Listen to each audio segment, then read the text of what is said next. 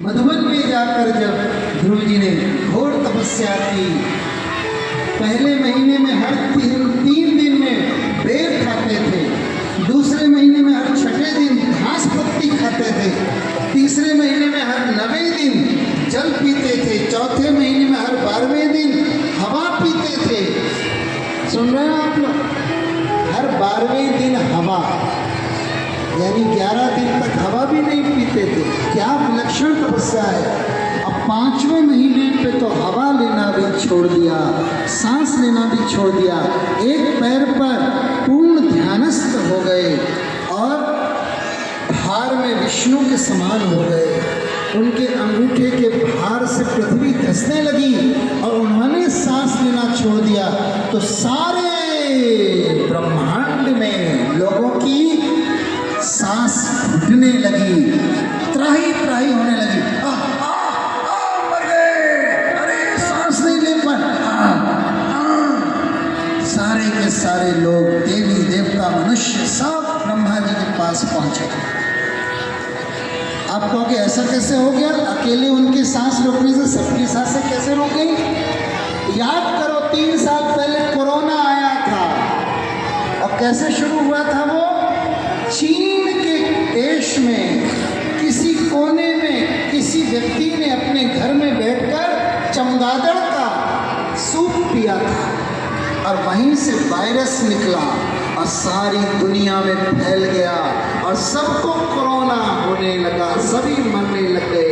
एक व्यक्ति की करतूत का नतीजा सब लोगों को भोगना पड़ा। ऐसा हुआ था कि नहीं? तो ऐसा ही यहाँ हुआ। एक ध्रुव जी के सांस रोकने से सबकी सांसें घुटने लगी। सब भगवान के पास गए, प्रभु ये क्या हो रहा है, क्या हो रहा है? भगवान ने कहा मेरा भक्त तपस्या कर रहा है।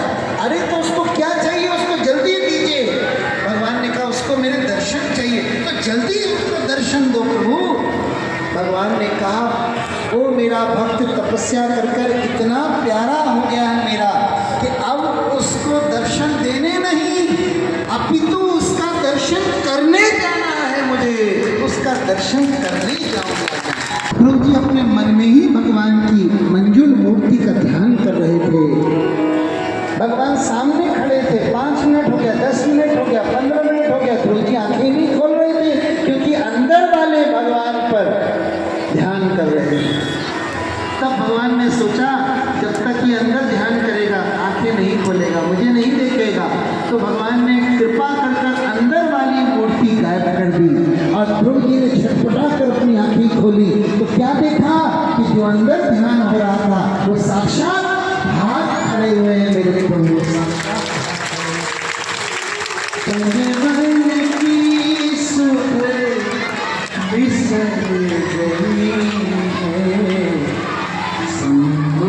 जगत के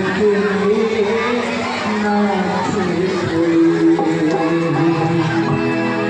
एक टक ध्रुव जी देख रहे हैं, जोड़े दोनों हाथ खड़े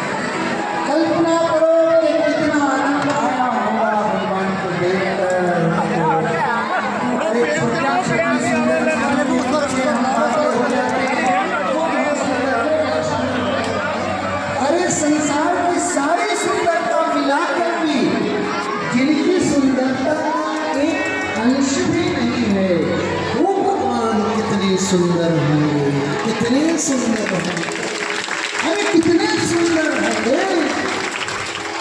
तो कहते हैं ना तुझे देख कर जग वालों को यकीन नहीं क्यों कर होगा, जिसकी रचना इतनी सुंदर वो कितना सुंदर होगा, वो कितना सुंदर होगा।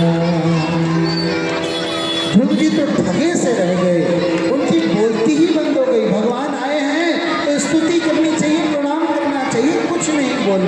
बेचारे छोटे से तो थे, अभी 5 बरस के थे, बाल विद्या की किताब भी उन्होंने नहीं पढ़ी थी।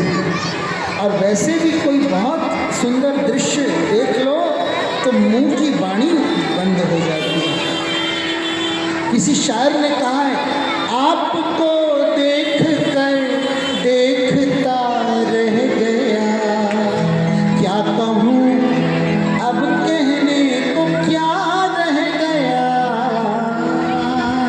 तो कुछ नहीं कहा गया ध्रुव जी से, तब उनकी विवशता जानकर भगवान ने शंख के अंदर सारे वेदों की ध्वनि होती है, तो जैसे ही गाल से छुआया सारी ज्ञान की आधारशिला इनके अंदर प्रकट हो गई और धुआंधार संस्कृत के श्लोकों में ध्रुव जी ने स्तुति शुरू कर दी। युवंत प्रविश्य मम वाचमिमां प्रसुप्त